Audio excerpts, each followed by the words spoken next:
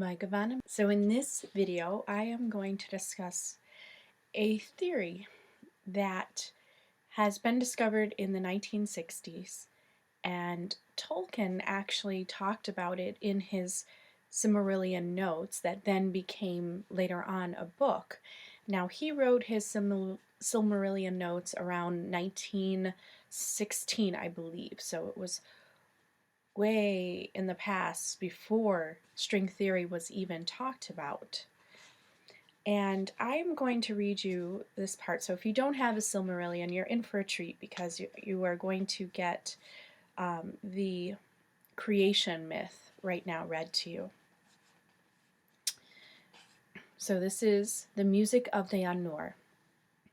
There was a Rue, the one who in Arda is called Iluvatar. And he made first the Ainur, the holy ones, that were the offspring of his thought, and they were with him before aught else was made. And he spoke to them, propounding to them themes of music, and they sang before him, and he was glad. But for a long while they sang only each alone, or but few together, while the rest hearkened. For each comprehended only that part of the mind of Iluvatar, from which he came, and in the understanding of their brethren they grew but slowly. Yet ever as they listened they came to deeper understanding, and increased in unison and harmony. And it came to pass that Iluvatar called together all the Ainur, and declared to them a mighty theme, unfolding to them things greater and more wonderful than he had yet revealed. And the glory of its beginning and the splendor of its end amazed the Ainur, so that they bowed before Iluvatar and were silent.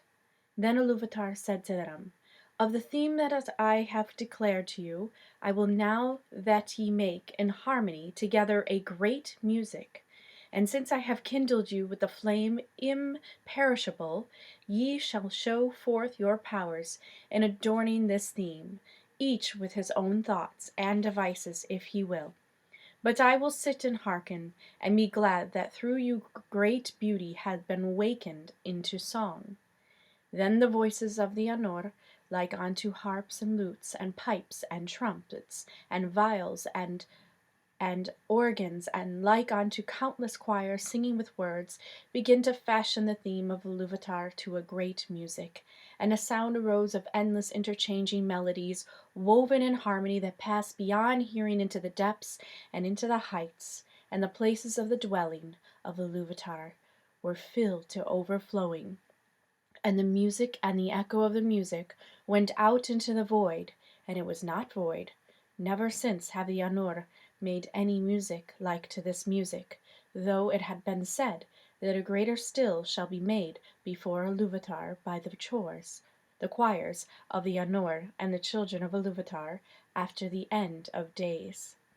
Then the themes of Iluvatar shall be played aright, and take being in the moment of their utterance, for all shall then understand fully his intent in their part, and each shall know the comprehension of each, and Iluvatar shall give to their thoughts the secret fire, being well pleased.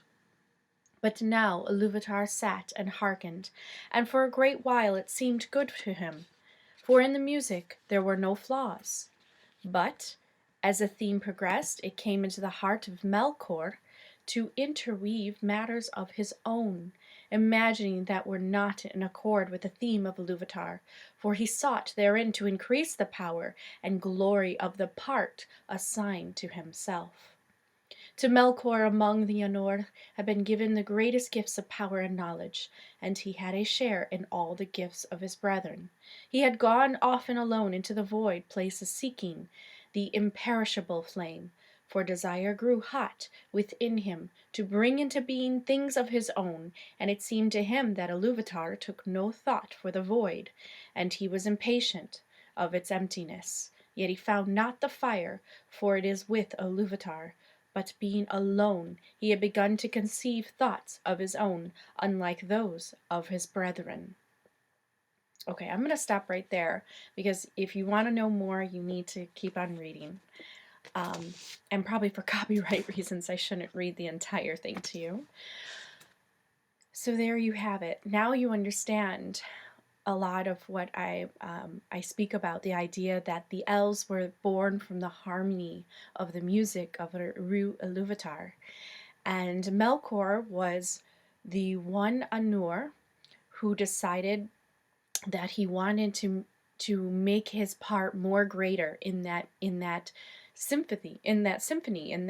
orchestra that was being created. And in his ego and trying to assign himself a better, more important part than the other Ainurs, he created discord and clashed with the others. And this is what started to bring forth the reality of discord and things that are not so harmonious that we see in the universe and events and situations. So Tolkien was really trying to recreate the the creation story of the Bible, of the Quran, and even of the other world religions, in a sense that you have one source, and that one source made other little sources, and then those other little sources created the reality that you see. And so it's interesting to see Tolkien's mind in this way, because string theory, something that just came about in 1960, is something that very much resonates with this idea. String theory is the idea that um, subatomic particles are actually little tiny strings that have lots of different shapes to them, and they are one-dimensional, and they are either closed or they have lines. They're little strings that are vibrating in the universe, and that's basically all that matter is. And what the scientists' theory suggests is that the idea that each of these strings has a very unique property of frequency to it, of vibration to it. So when the strings interact with each other and they have unique properties to each other, well, then that's what creates either harmony or discord, and that's what creates the music, and almost like our whole reality in the cosmos and in the worlds are actually great symphonies of harmony and then sometimes clashing of discord. So I think it's very important and probably safe to say, and a lot of people have realized this. And, as somebody who resonates with the Pleiades, I must say that I believe that Tolkien was tapping into some really higher dimensional frequency secrets about the universe. The idea that vibrations and frequencies actually create the reality that we see. We are, in a sense, in a matrix where all information is out there, and it depends on our individual choices and our individual, I guess, our focus, whether we are able to tap into that giant matrix of information. So the Pleiadians and other types of extraterrestrials that we are hearing about that live in these higher dimensions and have tapped into this kind of information, they have utilized this information to help them live easier, more efficient, more blissful, happier lives on their planets in their star systems. They have been able to understand how to control matter. Billy Meyer talked about the idea that Samjesa talked about how they could dematerialize things and then make it materialize instantly. They found a way how to play with matter in that sense, how to control it. So they have found a way how to control their weather. They have found a way how to control matter. They have found a way how to manifest things from their thoughts, from their own feelings of wanting to create something. And this is a direction that they are trying to lead humanity on. So it's a very exciting evolutionary path for us, because like all beings in the universe, all being start out as babies, as learning about their experience, going through the lower chakras of survival of the fittest, just trying to survive, just trying to make it, just trying to learn how to get along with each other, just trying to survive in a basic civilization that's starting to grow.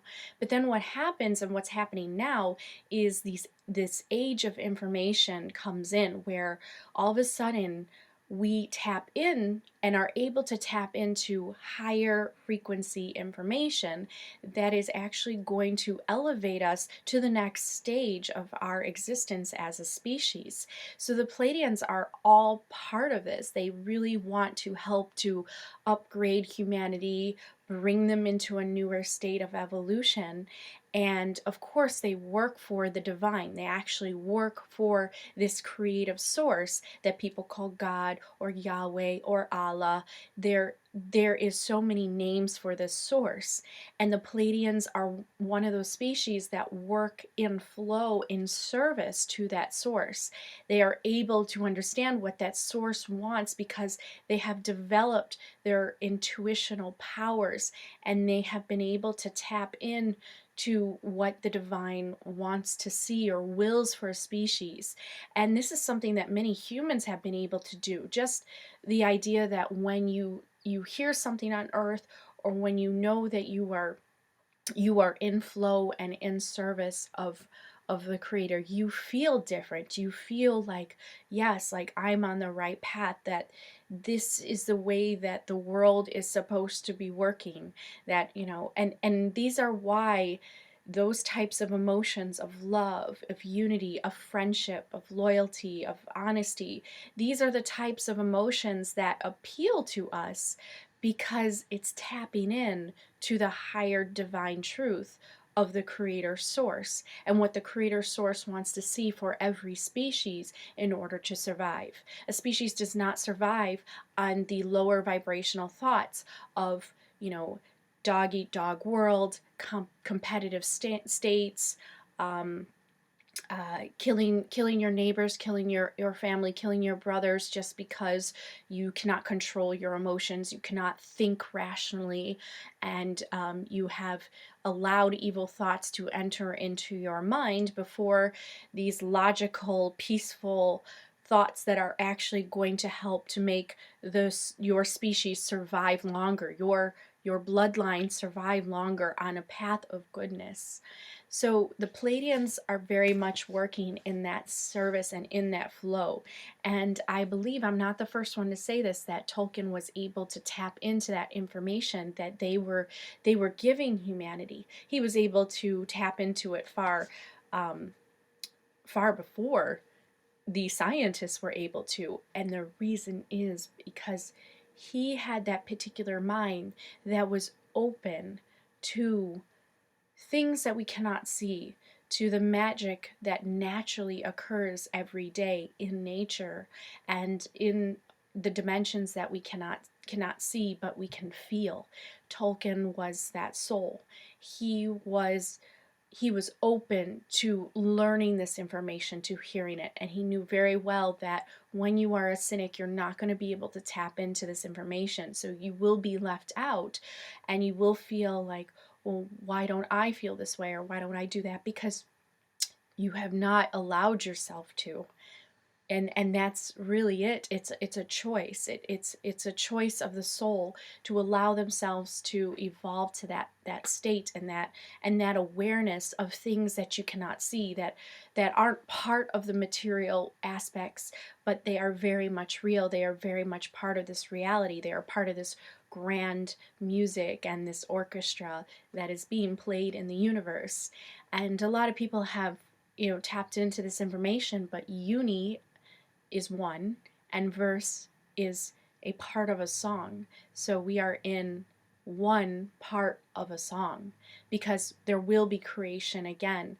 The Quran tells us, as the last book that came down, that creation will begin again, and that when the universe is folded up into itself and everything goes back to that singular point of that 0 point of singularity, then creation will start again. I mean, the Hitchhiker's Guide to to the galaxy actually had some kind of truth. That was the splintered fragment of truth of God that was in that movie. So those that have felt like this is not going to be the end, when this world ends, this is not going to be the end. It's not going to be the end of your consciousness. It's not going to be the end of your soul, and it's not going to be the end of the human species. It's going to move on to other dimensions of reality, other lives. And we don't know exactly what it will be because, matter changes, it transforms, but it's not destroyed. It only gets transformed into something new, into a new state of matter. So we are in very exciting times. And when you think about string theory, and I highly recommend this book, The Elegant Universe. There's a great DVD if you want to just listen rather than read. But this book is really great because it does go into string theory. Um, it goes into more of it in a deeper way, showing how it's very plausible that this entire universe is really just a big energetic field, and we have this creator that is working to create all these species that have all these different timelines available to them and evolutionary paths available to them. And the music is really what we create. And so we have all the free will inside of us to create either. We can either create the harmony or we can create the discord. And right now on Earth, we see that there's harmony and discord, and that's why we see this clashing going on, and we can visually hear this clashing going on. So there is a reality out there where you can experience more of the harmonious sounds of the cosmos and experiences of the cosmos and experiences of life.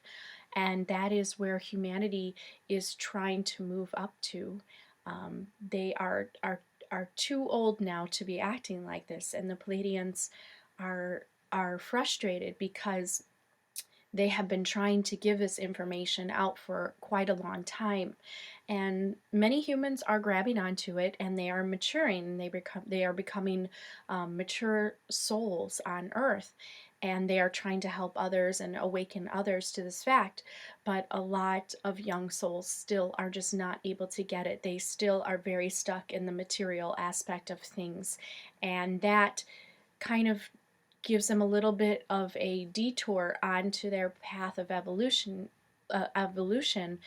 of understanding the way things work. Because when you're trapped into the material world and you think that it's all about money, it's all about statuses, it's all about what other people think of you, when you are trapped in that aspect, you're focused on, your perspective is there. It's on the material world, and you have to be able to shift your perspective and look at the spiritual world as well, and to be able to have that great balance in this world.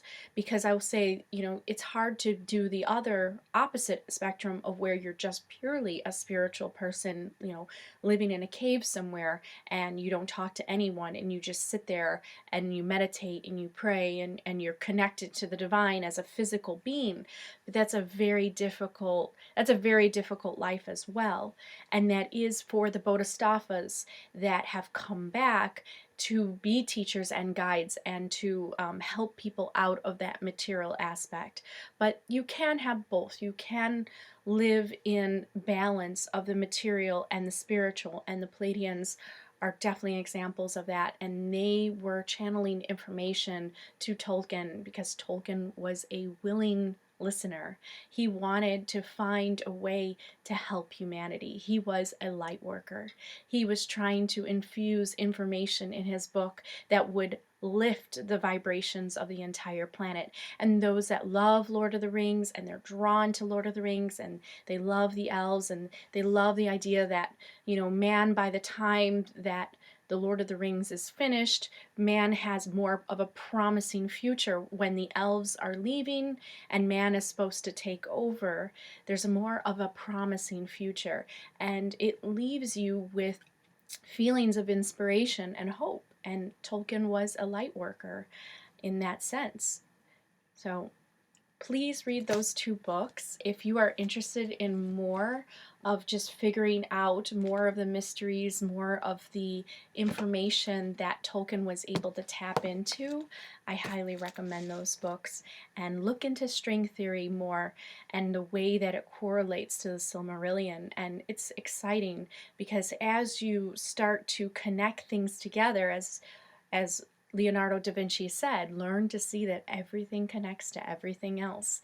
When you start to connect things together, you are living in that higher state of consciousness and awareness in which things don't bother you in the material world as much, and life is a joyous dance. So Hananle for watching, and I hope to see you on the next video.